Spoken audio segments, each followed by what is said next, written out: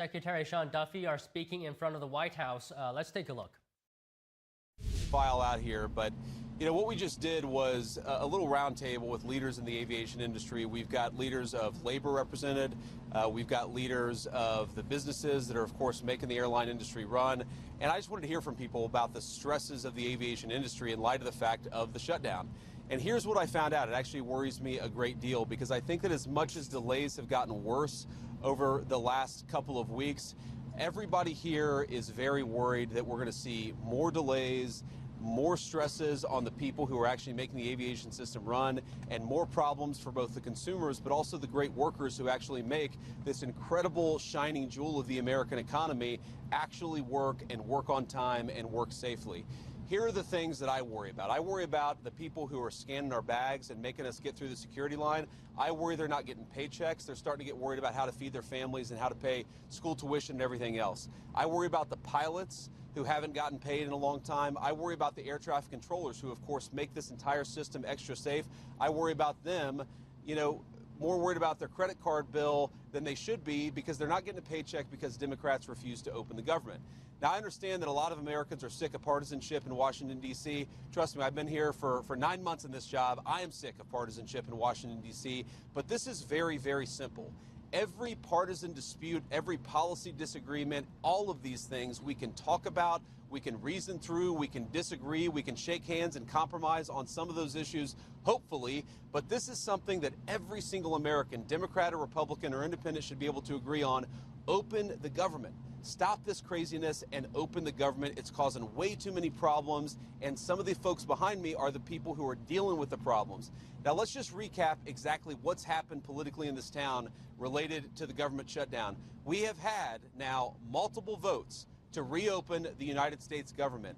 The House of Representatives has voted affirmatively to reopen the United States government. 52 Republicans and 3 Democrats consistently vote to reopen the United States government, but we need 60 votes. So all we need to end the craziness, to pay the air traffic controllers, to pay the TSA agents, to pay the pilots, to make sure that food stamp benefits continue to go out to the American people who need them, all we need is 5 reasonable Democrats to join 3 moderate Democrats and 52 Republicans to reopen the government. I want to let Sean Duffy say something, but before I do, I just want to say to any Democrat in the United States Senate, we are happy to talk about any policy issue. We're happy to talk about health care policy. We're happy to talk about tax policy. We're happy to talk about regulatory policy, but not at the point of a gun. You do not get to take the American people's government hostage and then demand that we give you everything you want in order to pay our air traffic controllers. It's a ridiculous set of demands. Let's reopen the government, and then let's sit down and talk about how to compromise on policy for the American people. Sean? Appreciate it, Mr. Vice President. So first I want to thank you for calling this meeting of the aviation industry. We have a great coalition, bipartisan coalition, and so thank you for that. I just want to tell you, we look at the aviation system and we've seen blips and blurbs, whether it's LAX or it's Atlanta or it's Dallas. You're seeing impacts of this shutdown on our airspace, and that means travelers are delayed, travelers are canceled. It has real problems. So our air traffic controllers, their first paycheck they missed, well, they got 90%, 80% of the paycheck. That was in early October. They just missed their full paycheck. And you got to think, well, then the second paycheck comes. That's not when we have real disruption. Because every single day, as all of you people know, as we all pay our bills, right, it's not just the mortgage and the car payment, which is very real, but they're buying food. They travel 30, 45 minutes into the towers or the centers, so you have to buy gas. They have kids that want to play football or volleyball or tennis, and they can't afford the very life expenses that they need those paychecks for. And so though we've maintained the safety, I'm grateful for our controllers who are coming in every day. But I do think as this shutdown continues, you're going to see more pressure on controllers, more pressure on TSA workers, and that's going to have real impact. One group that we don't talk about a lot is we have technicians that work in our centers. I've talked to you all about how old our equipment is. We have technicians that come in every single day to make sure this equipment actually works. They too aren't getting paid. And this is burning, and it's having a real impact on our men and women who serve our airspace. And so I would join the Vice President and say, don't hold us hostage. Don't hold American families travel hostage. Don't hold air traffic controllers hostage. Open up the government, have a conversation, let's get it resolved. But again, every day it gets harder. Every day there's going to be more challenges. And the last point I'll make before I turn it over to Sean O'Brien's really great hair day today is the fact that a lot of our people can go through the miss of one paycheck, and it's hard for them, but a lot of them can get through it. None of them can get through 2 paychecks. And so, again, if Democrats don't get their act together very quickly, you're going to see huge problems. And again, I would come to them with a clean heart and say, open up the government, and then let's have a conversation. I'll give it to the Teamster, Sean O'Brien. Thank you very much, Secretary Duffy. Thank you, Vice President Vance. Look, the bottom line, and we took a position, I represent 1.3 million working men and women in this country for the International Brotherhood of Teamsters. We took a position 3 weeks ago. Pass a clean CR, get to the table, negotiate a deal. Do not put working people in the middle of a problem they should not be in there. And we got to think about the families that are going to be affected. Think about when you have to tell your son or daughter they can't play sports because you're not getting paid. Think about when you can't pay your mortgage. Think about when you can't pay your tuition. Put the politics aside, get to the table, negotiate a deal, pass a clean CR right now, and then figure out the problems moving forward. And I want to thank the air traffic controllers. I want to thank the Aviation Administration for all their hard work and sacrifice they make. And look, security and safety of the airlines is paramount. Let's not compromise the safety and security. Pass a clean CR. Thank you. Thank you, Sean. Great. Anybody else? Come on. Yeah. Thank you, Mr. Vice President. Thank you, Secretary Duffy. Thank you all for being here with us today. And I want to start by really thanking the professionals, the air traffic controllers, the folks at the TSA, also the FAA, the people in management. They're working hard. They are keeping the skies safe. They've minimized delays. Fewer than 2% of flights have been delayed so far because of air traffic control shortages. So they've done a great job. But it's putting stress on people. It's not fair to those people. It's also putting stress on the economy. You know, the first couple of weeks this had no impact on the economy, but as every day goes by, the impacts start to grow. And airlines are a pretty good real-time indicator of the economy, and we start to see, still minor, but steep booking impact, and you see that happening in the economy. We put the whole economy at risk. And so it's been 30 days, and while I don't have a position on which partisan side and how things should be settled with healthcare, it has been 30 days. I also think it is time to pass a clean CR, use that as the opportunity to get into a room behind closed doors and negotiate hard on the real and substantive issues that the American people want our politicians on both sides of the aisle to solve.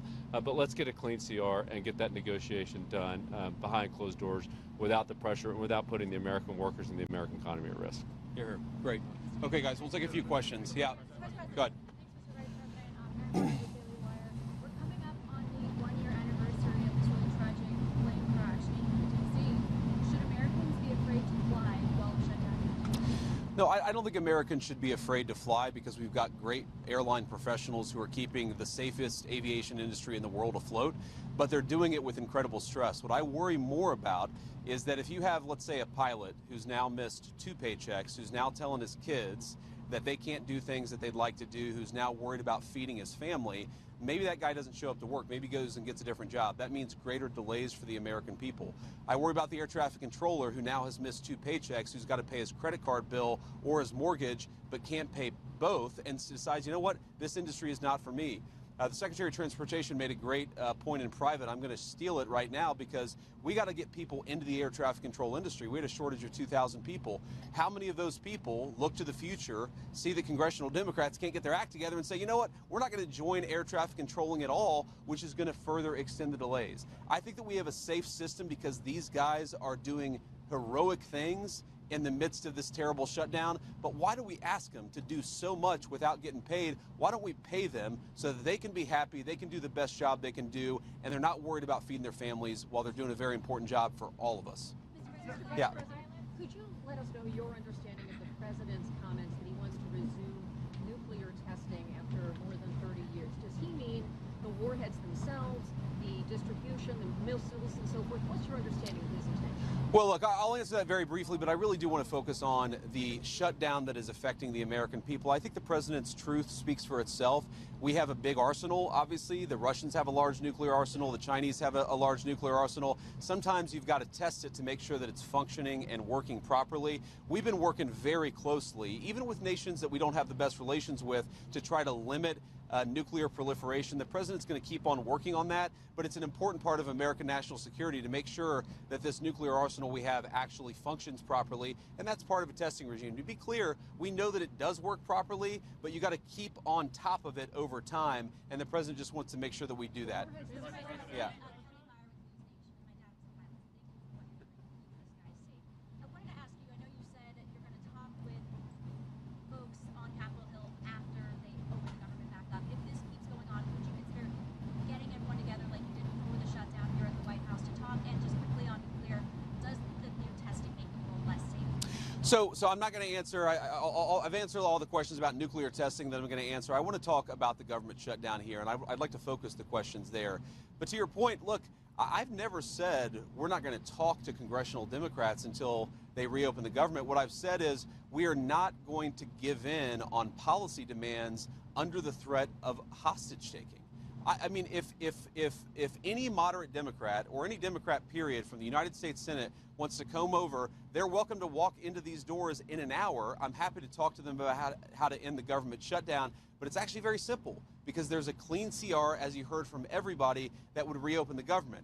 What we're also saying is that we're not going to allow anybody, Democrat or Republican, to effectively threaten any policy demand and to place that upon reopening the government. You don't reward hostage taking. If Democrats want to talk about health care policy, let's talk about health care policy. If they want to talk about tax policy, let's talk about tax policy. They don't get to come in here and say, you give us everything we want, or we're going to shut down the government and not pay our pilots and not pay our air traffic controllers. It's ridiculous, disgraceful, irresponsible behavior. There have got to be 5 more moderate Democrats in this entire city who are willing to work with us to reopen the government. Mr. Vice President, on the issue of the shutdown, there is the concern about 42 million people losing their SNAP benefits. Of course. Over this weekend.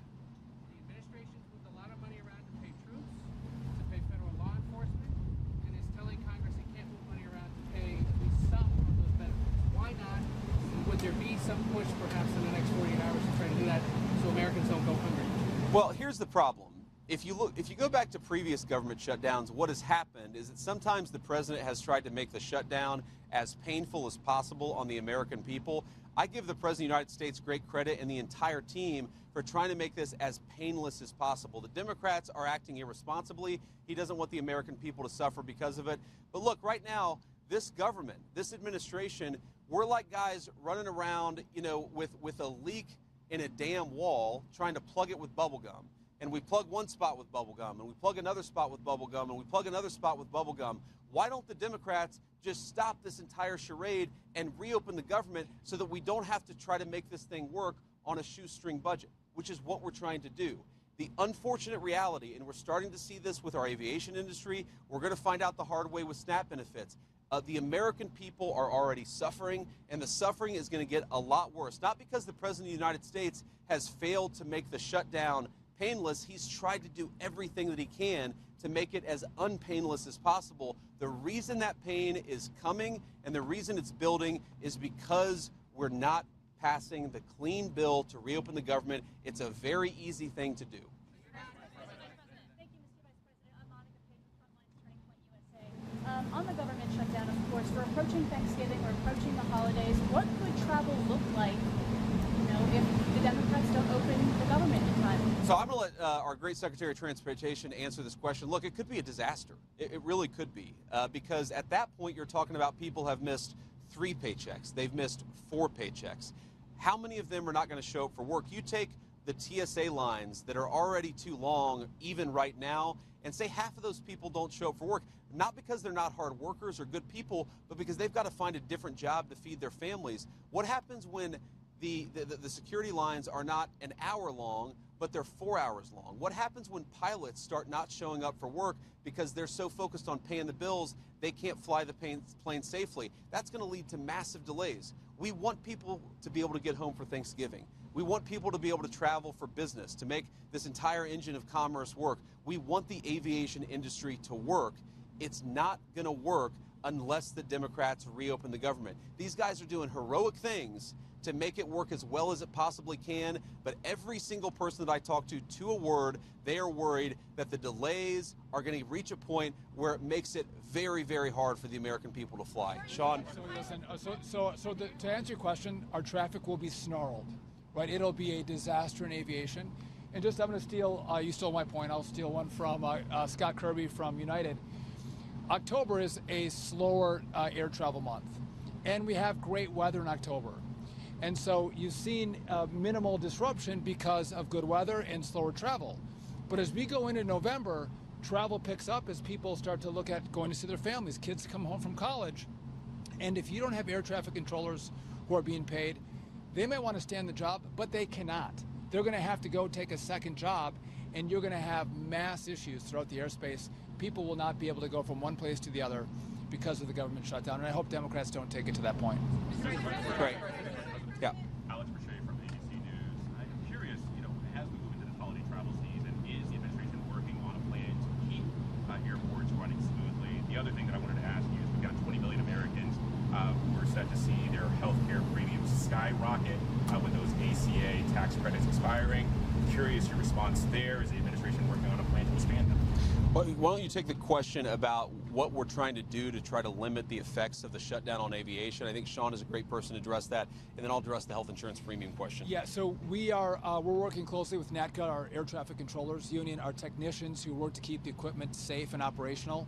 I know Christy's working with TSA, so we are doing all we can to partner with and talk to our government employees who make this system run smoothly.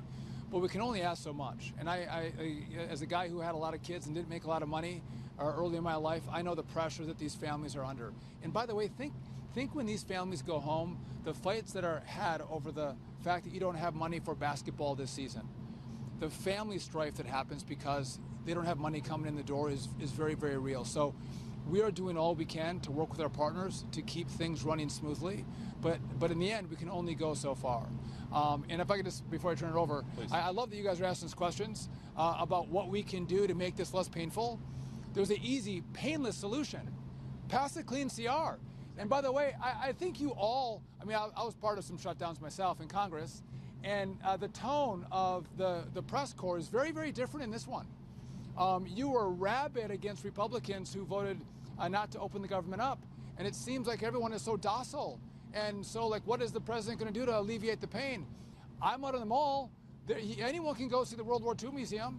They can all go see the Vietnam Memorial. Again, we didn't close those down. This administration is doing everything they can to alleviate the pain on the American people. Go back to Barack Obama. He did everything he could to shut down parks and memorials across this city. And so, again, it's an easy answer. Go ask the Democrats that question. Say, what are you going to do to make sure that people get SNAP benefits this Saturday?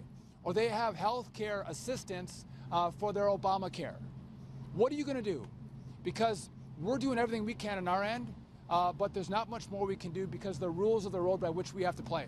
And so, again, I'm grateful for this team because they care about the American people.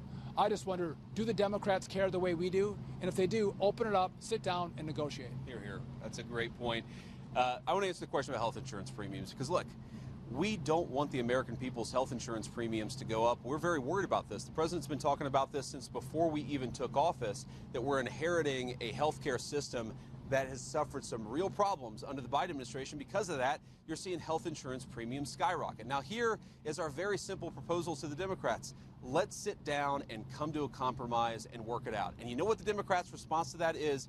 Give us everything we want or we're going to shut down the government and keep it shut down. That is not reasonable behavior. That's not how you do compromise in this town. That is the way that the Democrats have operated. They are trying to take a hostage, and we can't reward that behavior.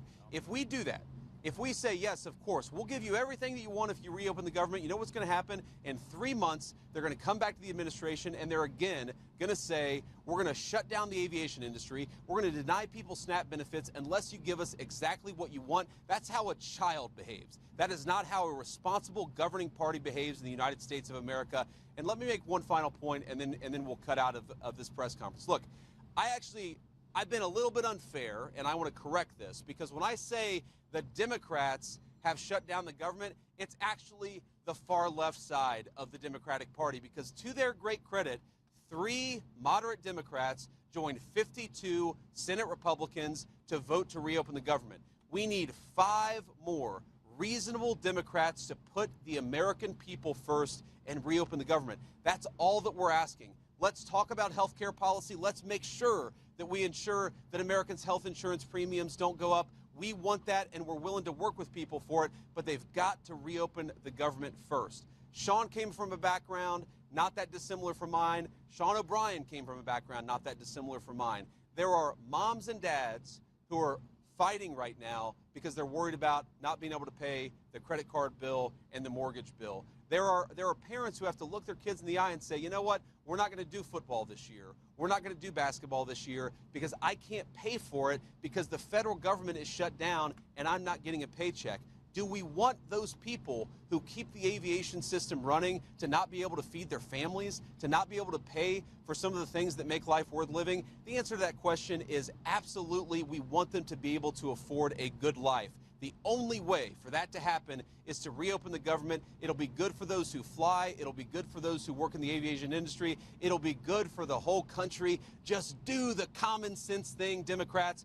Reopen the government. We need 5 Senate Democrats to join us. I hope that they will. Thank you, guys. That was Vice President J.D. Vance and Transportation Secretary Sean Duffy and others holding a press conference at the White House, saying that Democrats have closed down the government and they need 5 more Democrats to vote in favor with Republicans to reopen the government, saying that they can have negotiations, but not at gunpoint. Republicans will talk to Democrats once the government is reopened. All right, moving on. New York Governor Kathy Hochul has declared a state of emergency as federal funding for SNAP benefits run out. The state will issue $65 million